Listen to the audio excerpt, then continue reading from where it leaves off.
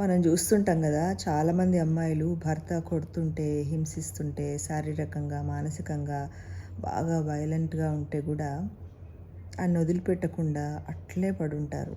Police complaint ఇవ్వరు, domestic violence కేసులు పెట్టరు, విడాకులు తీసుకోరు, అట్లే ఉంటారు. అయితే చాలామంది ఏమనుకుంటారంటే వీళ్ళు సాంప్రదాయవాదులు, వీళ్ళు సమాజానికి భయపడుతున్నారు, వీళ్ళు తమ కోసం తాము బతకట్లేదు, వీళ్ళందరూ ఏమనుకుంటున్నారో అనుకుంటున్నారు, వీళ్ళు తల్లిదండ్రుల గురించి ఆలోచిస్తున్నారు, వీళ్ళు పిల్లల గురించి ఆలోచిస్తున్నారు, ఇట్లా అంతా అనుకుంటుంటారు.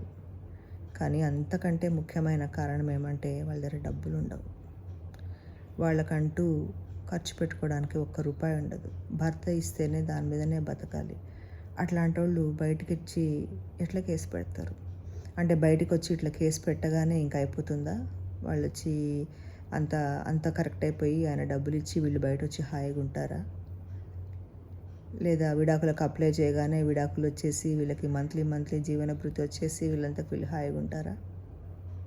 అసలు వాళ్ళకి ఫస్ట్ కేసు పెట్టడానికి పోలీస్ స్టేషన్కి పోవాలంటే ఆటోలోనో క్యాబ్లోనో పోవడానికి డబ్బులు ఉంటాయా?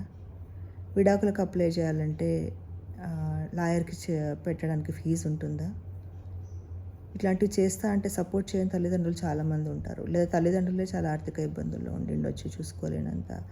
అందరికీ దగ్గర వచ్చి చూసుకునే ఫ్రెండ్స్, అక్క చెల్లెళ్ళు, తల్లిదండ్రులు ఉండరు. మరి అట్లాంటప్పుడు వీళ్ళు ఎట్లా అక్కడి నుంచి బయటకు వస్తారు? పిల్లలకి ఏం పెడతారు? వాళ్ళేం తింటారు?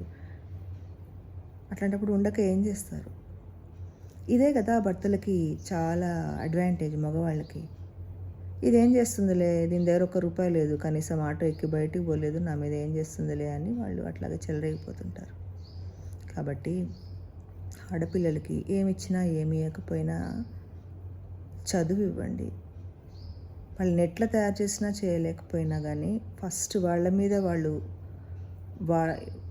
ఫస్ట్ ఎవ్వరి మీద ఆధారపడకుండా వాళ్ళు సొంతంగా ఆర్థిక స్వాతంత్రం కలిగేటువంటి ఏదో ఒక జాబ్, ఏం లగ్జూరియస్గా ఐటీ జాబే ఉండక్కర్లేదు. ఫస్ట్ వాళ్ళని సింపుల్గా, అంటే పిల్లలందరినీ సింపుల్గా పెంచాలి, సింపుల్గా బతకడం అలవాటు అవ్వాలి పిల్లలకి.